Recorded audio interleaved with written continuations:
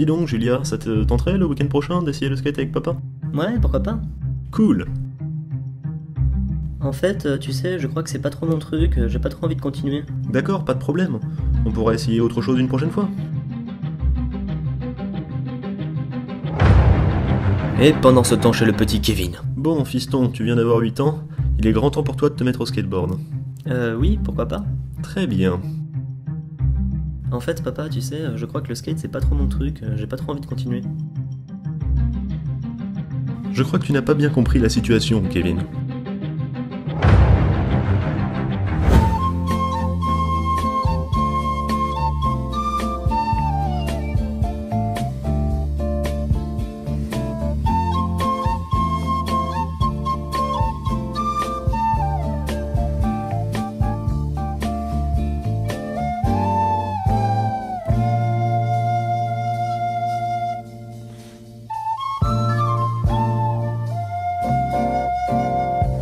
Laissez vos gosses tranquilles.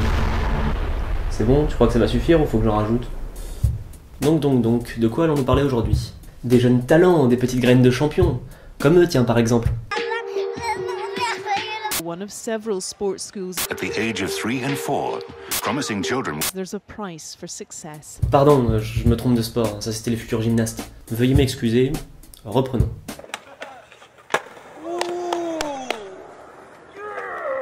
Go to the rail! Use the whole course! Use the whole course! Ok, je sais que j'y vais comme un gros bourrin, mais vous l'aurez très bien compris, aujourd'hui on va parler de ces parents qui élèvent leur progéniture dans l'espoir qu'ils deviennent des petits champions à roulettes. Il y a plus fun comme sujet, je vous l'accorde. Ouais, je ne pense pas qu'il soit vraiment nécessaire de donner beaucoup d'exemples nominatifs, vu que ça doit être assez clair pour tout le monde, étant donné qu'il y en a déjà un sacré nombre en France, malgré le fait que ça me semble encore bien plus développé aux États-Unis. Les petits soldats de Woodward, comme j'aime à les appeler. En référence au camp Woodward, dans l'état de Pennsylvanie, ou pour la modique somme de... c'est variable, mais c'est cher. Tu peux inscrire ton gosse afin de faire de lui une petite graine de champion, qui avec un peu de chance arrivera presque à se qualifier à la Tampa Am dans 2 ou 3 ans. C'est pas rien, c'est très prestigieux sur un CV. Notez que si le cœur vous en dit, vous pouvez maintenant suivre toute l'actualité des skatecamps grâce à la mini-série Woodward, disponible en intégralité sur YouTube. Tuez-moi par pitié. Tiens d'ailleurs, je remarque, c'est bizarre mais c'est précisément dans ces régions où l'on retrouve le plus d'infrastructures, le plus grand engouement à l'entraînement des enfants, que l'on retrouve les plus grands pros, ceux qui font carrière, ceux dont on en entend le plus parler, ceux qui ont le palmarès le plus impressionnant. Il y a assez peu de Rwandais à la Street League. Je sens qu'on va bien se marrer aux Jeux Olympiques. Et ce fut à ce moment qu'il se demanda si de telles inégalités, bien que très largement passées sous silence, étaient à l'œuvre dans d'autres sports aux Jeux Olympiques. Et après une brève réflexion, il en conclua que oui. Puis il redevint sarcastique à nouveau. De toute façon, si les Rwandais ne sont pas à la Street League, c'est sûrement qu'ils ne le méritent pas parce qu'ils sont mauvais. Et ça se confirmera au JO d'ailleurs. Enfin bref. Il y a plusieurs façons de traiter ce sujet complexe que celui des parents imposant le skateboard comme activité dans le but d'y réussir. Sur le plan individuel tout d'abord. Car si le terme réussir est volontairement flou, c'est qu'il peut parfois signifier, parfois pas toujours. Réussir là où le parent a échoué, à gravir les podiums, à se faire un nom, à gagner de l'argent grâce à sa passion. Et là tout le monde devrait avoir au moins un exemple en tête, mais on va l'illustrer ensemble à partir du cas Nyjah Huston, duquel pour une fois je vais ni me moquer, ni en parler de façon trop péjorative. Parce qu'on a beau penser ce qu'on veut du personnage, et je rappelle au passage que je n'en pense pas vraiment du bien, Sans rentrer dans les détails, il représente globalement une facette que je n'aime pas trop dans le skateboard, soyons d'accord. Mais indépendamment de ce qu'on peut penser de ce qu'il représente aujourd'hui, il faut bien constater que ce type a eu une enfance tragique, du fait d'un père abusif, ancien pro raté, qui a remarqué son hypothétique talent pour le skate et l'a exploité en le poussant à la compétition de manière intensive, en mettant au passage une pression monstrueuse sur ses épaules.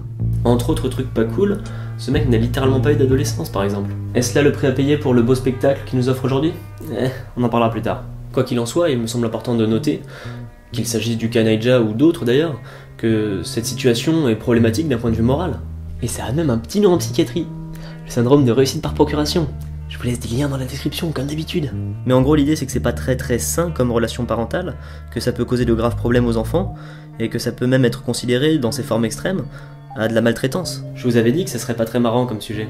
Rappelez-vous-en, la prochaine fois que vous verrez un père hurler après son fils dans un contest. Use the whole course! Mais on ne va pas mettre toute la responsabilité sur le dos des parents, non. Ce serait trop simple. C'est pas notre genre. Et puis on est cynique ici, pas vrai? Car encore une fois, nous aussi, on a notre part de responsabilité.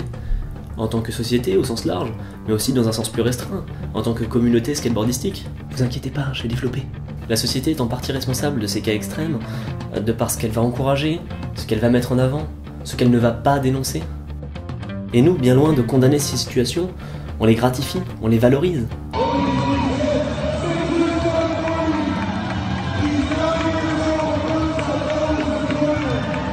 Waouh, il a 9 ans, bravo, j'applaudis.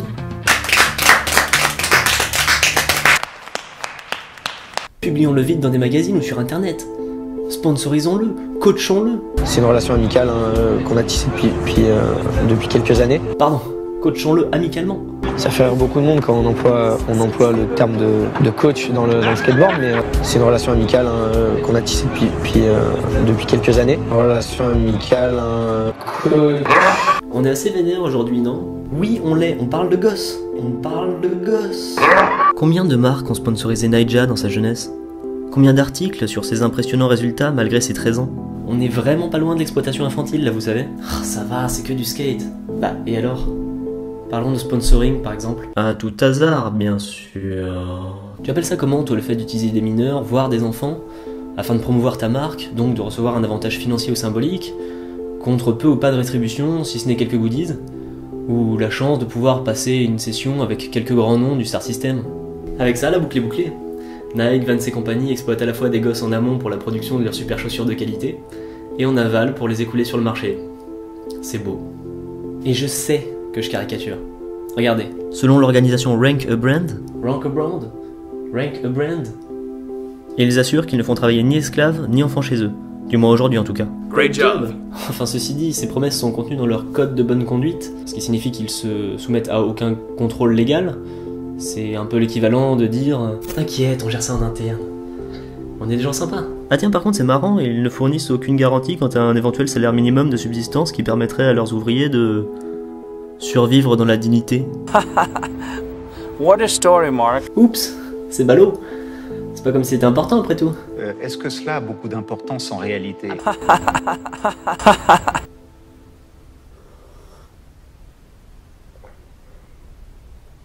Ah merde, c'est vrai que c'est pas fini. Est-ce que je vous vois venir, vous, membres actifs des industries culturelles du skateboard et autres, les managers, certaines marques, certains magazines, les coachs. C'est une relation amicale. Pardon, coach et ami. Je vous vois déjà vous justifier avec le fait que vous fournisseriez du rêve, du spectacle à une bonne partie de la population. Mais déjà, vous le vendez, ce spectacle, ce qui est très différent. Vous le vendez, voilà, vous allez le vendre. Vous allez le vendre. Et surtout, de mon point de vue, vous êtes assez malhonnête. Wow, on y va pas de main morte quand même aujourd'hui, hein. C'est clair. Ouais, j'avoue, grave. On parle de gosses. Grave, j'avoue. Ouais, c'est clair. Vous êtes malhonnête parce que vous faites miroiter à des enfants, au mieux à des adolescents, qu'ils ont un avenir dans le skate. Chose qui sera fausse pour 90% d'entre eux, au bas mot. Et il n'y a pas de stats là-dessus parce que sinon, comme on dit dans le monde civilisé, croyez-moi que je vous les aurais fait bouffer. Mais bon, c'est pas un problème pour vous. Vous mettrez en avant ceux qui ont réussi, et on oubliera le reste, pas vrai? On parle jamais des perdants, n'est-ce pas? Est-ce que vous vous rappelez des jumeaux qui tournaient pas mal sur le net il y a 6, 8, 10 ans, qui étaient super bons en ball à l'âge de 6, 8, 10 ans?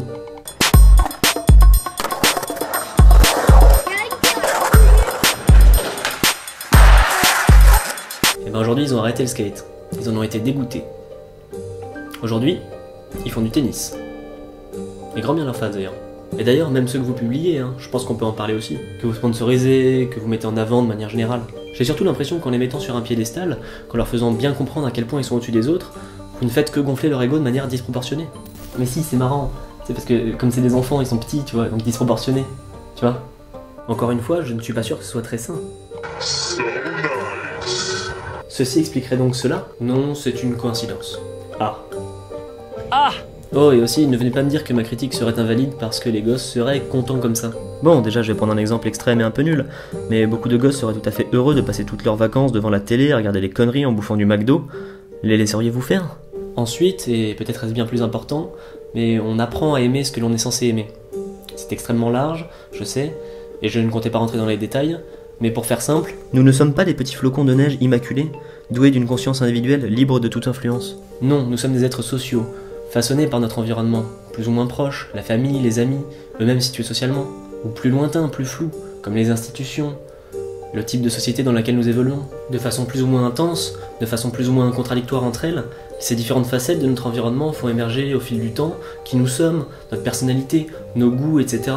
Et comme j'ai dit, si vous voulez des détails, aborder le sujet un peu plus en profondeur, bah lisez de la sociologie, du Bourdieu par exemple. En duplex, avec nous aujourd'hui, Étienne Barra, Monsieur Barra, c'est la toute première fois que vous arrivez à placer dans votre petite émission Pierre Bourdieu. Comment vous sentez-vous? Un commentaire peut-être? Oui, vous savez, c'est très émouvant, mais je n'en serais pas là où j'en suis aujourd'hui sans mes multiples sponsors, que j'aimerais remercier avec vous aujourd'hui. C'est tout pour nous, merci. Les enfants sont extrêmement malléables. Et au niveau où on parle, devenir un petit champion, c'est d'autant plus prenant qu'il s'agit d'injonctions de leurs parents, d'éducation primaire. Tiens d'ailleurs, c'est étonnant de ce que j'ai remarqué, et peut-être puis-je me tromper, je n'ai jamais lu d'études scientifiques sur le sujet, mais j'ai l'impression que ce sont rarement les mères qui poussent les enfants skateurs à faire de grandes choses. Comme si les hommes, à qui ces injonctions de réussite et de pseudo-virilité poussant à vouloir écraser les autres sur son passage avaient été destinés à la base, reproduisaient ces schèmes sur leurs enfants sans vraiment s'en rendre compte. Bizarre. Mais peut-être suis-je en train de divaguer. Mais enfin, pour finir, je suis pas convaincu à 100% que les gosses eux-mêmes s'éclatent tant que ça quand leur entraînement, car oui, je pense qu'on peut clairement parler d'entraînement. J'ai plutôt tendance à le penser, voyez-vous. Quand leur entraînement consiste à apprendre une série de tricks imposés par papa parce qu'ils marquent plus de points en compète. True story, j'en connais. Comment ça, tu veux pas apprendre Blunt Front? Mais on va se faire distancer au championnat de France. Dites-moi sincèrement, que voyez-vous là? There are almost 500,000 Chinese children being trained in these elite academies, and only 10% will ever make it to national or Olympic level.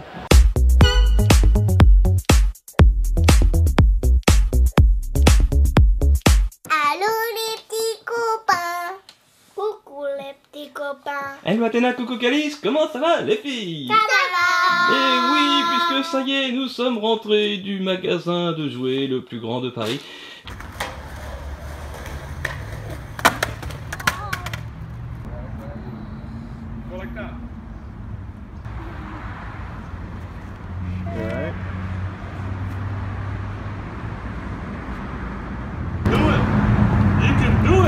C'est quand même fou cette faculté qu'on a à percevoir les aliénations des autres sans jamais appliquer les mêmes grilles de lecture à nous-mêmes. Pour conclure, on va essayer de dépasser tout ça. Mais plusieurs choses. Vous, parents, ou futurs parents, qu'on parle skateboard ou pas d'ailleurs, s'il vous plaît, proposez, n'imposez pas. En d'autres termes, laissez vos gosses tranquilles. De manière plus globale, n'encourageons pas la compétition, la compétitivité dès le plus jeune âge. L'enfant ne se tourne pas naturellement vers la performance. Il y est poussé par des structures, des institutions qui le dépassent. Alors ne sponsorisons pas les enfants. Laissons-les hors de ces circuits, qui sont pourris de toute façon. Et si jamais certains le font quand même, n'encourageons pas ces pratiques, dénonçons-les. Laissons les enfants tranquilles. Rappelons-nous enfin, quand nous voyons un jeune individu tout déchiré parce qu'il est soi-disant trop fort, qu'il ne s'agit pas tant de talent que d'une performance déterminée par tout un tas de choses. De l'état des avancées des skateparks et des infrastructures dans sa région du globe, à l'éducation qu'il aura reçue par ses parents, en passant par la pression idéologique à la réussite qui lui aura été infligée durant toute sa jeunesse. Et s'il s'agit du prix à payer pour de la performance et du beau spectacle, eh bien peut-être qu'il serait grand temps de se débarrasser de cette course à la performance et de réinventer le spectacle. Salut.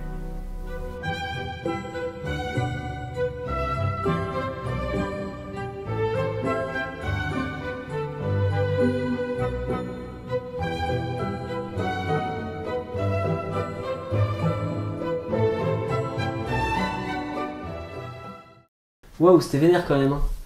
Je sais pas, faudrait trouver un sujet plus cool pour la prochaine fois. Tu penses à quoi? Ah!